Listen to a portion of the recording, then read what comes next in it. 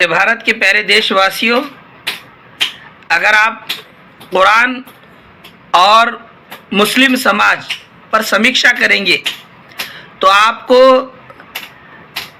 भारत राष्ट्र एक विश्व गुरु की तरफ जा रहा है, आपको इस बात का अंदाज़ा होगा। आप देखिए, यकीनन मुस्लिम समाज भारत को विश्व गुरु बना सकता है।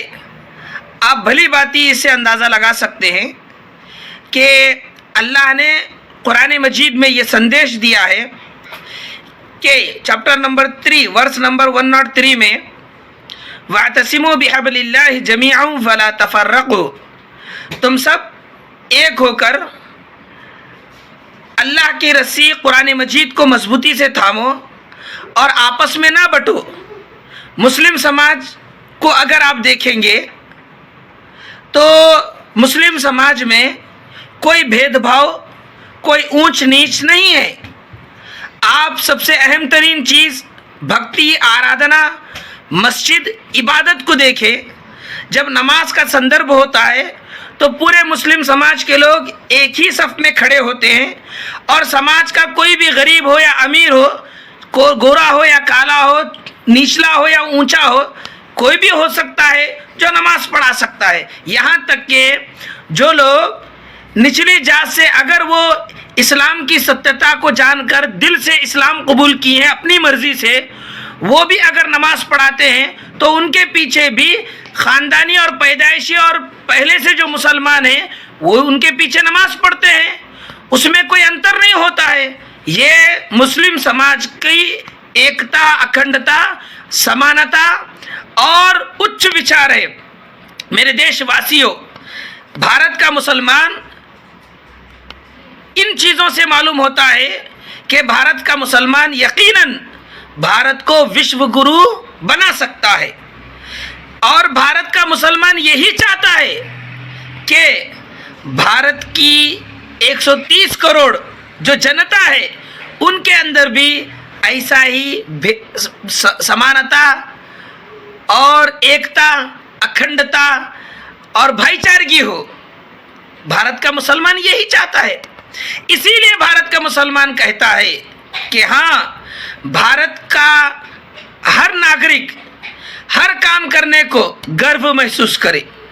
जैसे कि हम कहते हैं कि जय जवान जय किसान, तो इसका मतलब ये है कि भारत का जो किसान है वो भारत का अन्नदाता है। लोग कहते हैं ये, तो हम मुसलमान ये मानते हैं कि जब भारत का किसान अन्नदाता है तो ये अन्नदाता भारत की ऊंची जात के लोग भी किसान बनना चाहिए, किसानी का काम करना चाहिए। मगर राष्ट्रपिता ज्योतिबा फुले की किताब गुलामगिरी को पढ़ने से और ख़ास तौर पे भारत के मूल निवासियों के नायक वामन मेश्राम साहब को सुनने से इस बात का अंदाज़ा होता है कि भारत का ब्राह्मण कभी किसी दिन किसान नहीं बना है, किसान का काम नहीं करा है।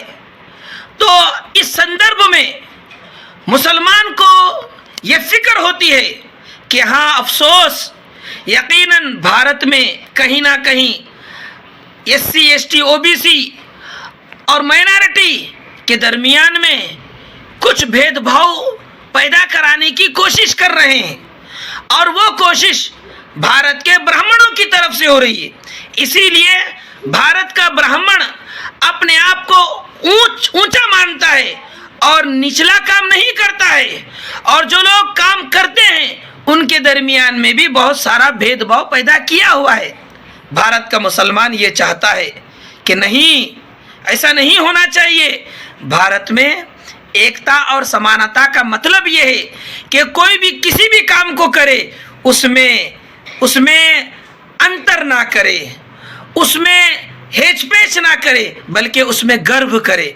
मुसलमानों को आप देखें, मुसलमान खेती का भी काम करता है, मुसलमान मोची का भी काम करता है, मुसलमान कोई भी काम करता है।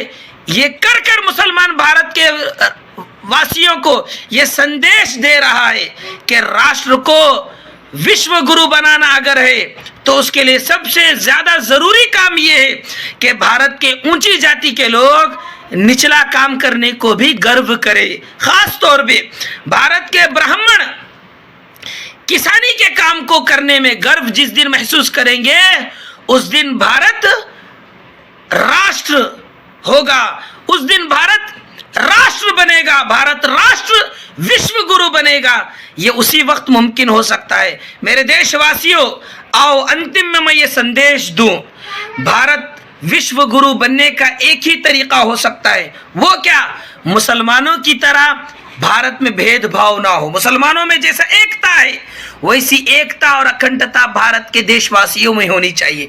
भारत का मुसलमान जैसे सब काम करता है, खेती का काम करता है, इसी तरह भारत का ब्राह्मण भी खेती का काम करे, किसान बने। जिस दिन भारत का ब्राह्मण किसान बनेगा, उस दिन भारत राष्ट्र विश्व गुरु बनेगा। और बड़े ही अफसोस के साथ ये कहना पड़ रहा है कि जब भारत का मुसलमान भारत को विश्व गुरु बनाने के लिए, राष्ट्र को विश्व गुरु बनाने की फिक्र में SC ST OBC और माइनॉरिटी के साथ बेहतरीन ताल्लुकात बनाकर एक यूनिटी और एक इत्तेहाद बनाकर भारत को विश्व गुरु बनाने की कोशिश में लगा हुआ है, तो ऐसे में कुछ मनुवादी RSS की तरफ से, संघियों की तरफ से बार बार मुसलमानों का विरोध किया जाता है, मुसलमानों का विरोध किया जाता है, मुसलमानों का विरोध किया जाता है। जबकि हिस्ट्री में आप देखेंगे मुसलमान भारत को राष्ट्र, सोने की चिड़िया बनाने में मुसलमान ने बड़ी कोशिशें की हैं।